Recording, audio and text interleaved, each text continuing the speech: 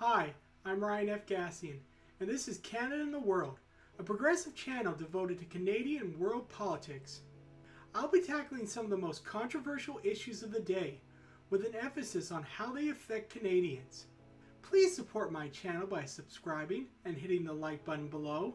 Remember, if you press the little bell, you'll be notified whenever I upload a new video. MPP Laura Scott's office was vandalized recently. The window smashed because a citizen disagreed with her opposition to a $50 minimum wage. In the United States, someone is sending Democrats pipe bombs, while people on the left are ambushing Republican leaders in restaurants. We are seeing a breakdown in civility, not just in the US, but also in Canada. In this video, I will examine the root causes, as well as talk about what everyone should do to address it.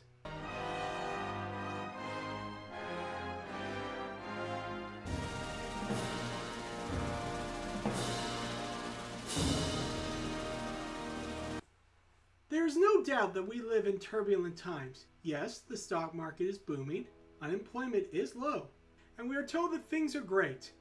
Yet ask the average person, and I'm betting you'll get a different answer.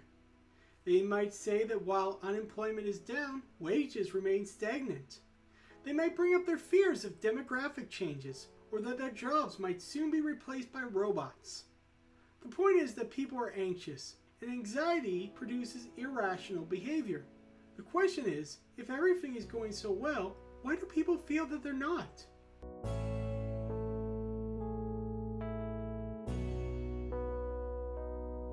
While productivity has increased over the decades, wages have not, particularly in the United States.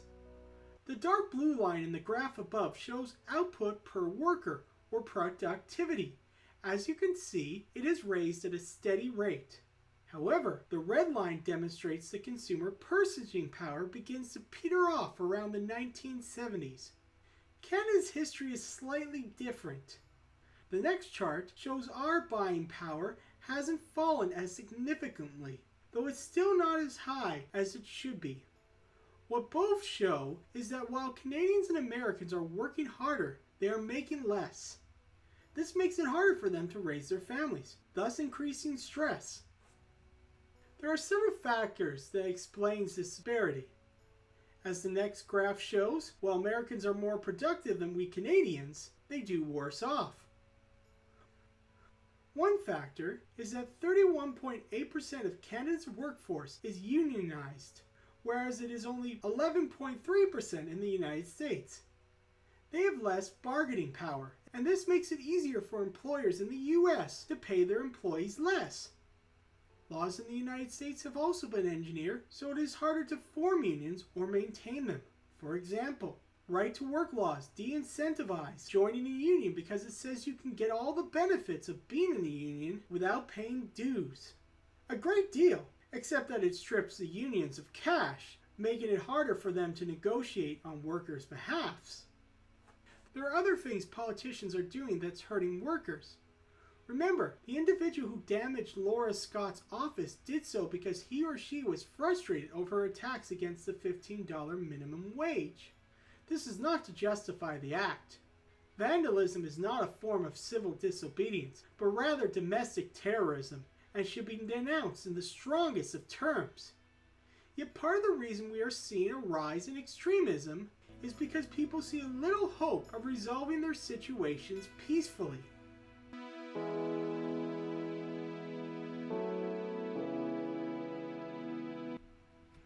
Added to the mix of this volatile cocktail is demagogues like Donald Trump. Trump has riled up his base by encouraging violence, whether it by applauding a Republican for body slamming a reporter, or telling his supporters he pays their legal bills if they beat up protesters. The pipe bombs seem to be targeted against his political enemies.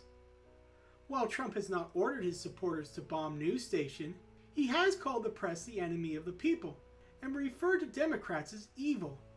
Such terminology is dangerous. Evil is a term we use for truly despicable people like Hitler or Stalin. People who have caused untold suffering.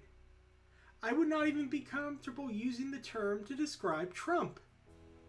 So far, Trump has condemned the violence in a prepared statement.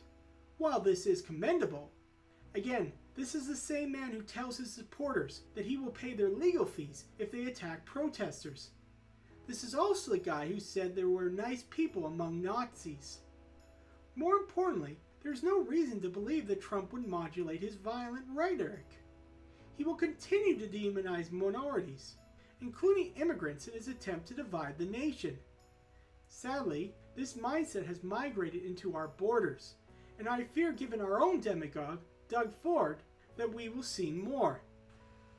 A recent study has found that people will shift their opinions on issues like race, sexism, and bigotry depending on the position of their leaders.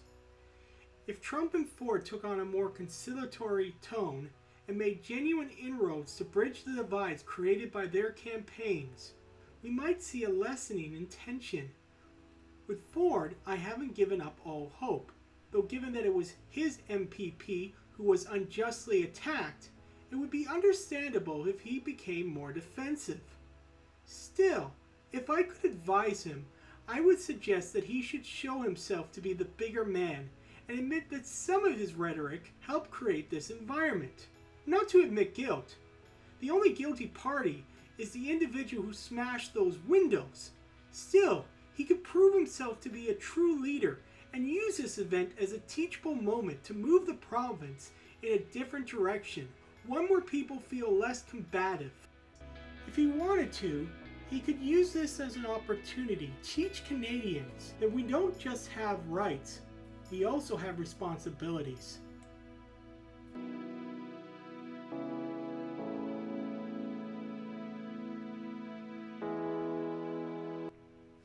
People like to talk about rights, but they are quick to forget that we also have responsibilities. I have a right to walk in public. It doesn't mean I have the right to strip naked and press my genitals in other people's faces. I am responsible for my actions, and one of those responsibilities includes acting with a certain modicum of decorum. The same is true when protesting. It is perfectly fine to go to your representative and give them a stern lecture. Their job is to serve you, not the other way around. However, that doesn't give you the right to bother them at a restaurant.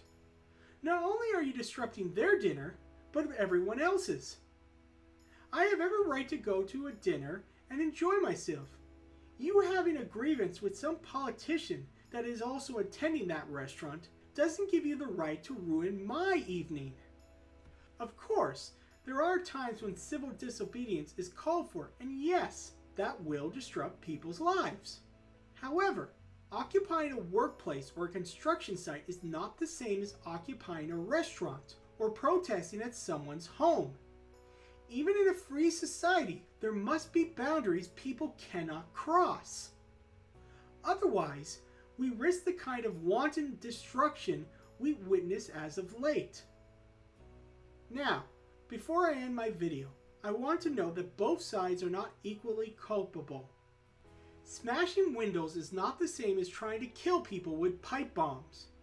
According to the Global Terrorism Database, in the US in 2017, 2/3 of all terrorist attacks were committed by right-wing groups, while the rest were the result of Islamic or left-wing groups. Clearly, one side is more extreme than the other.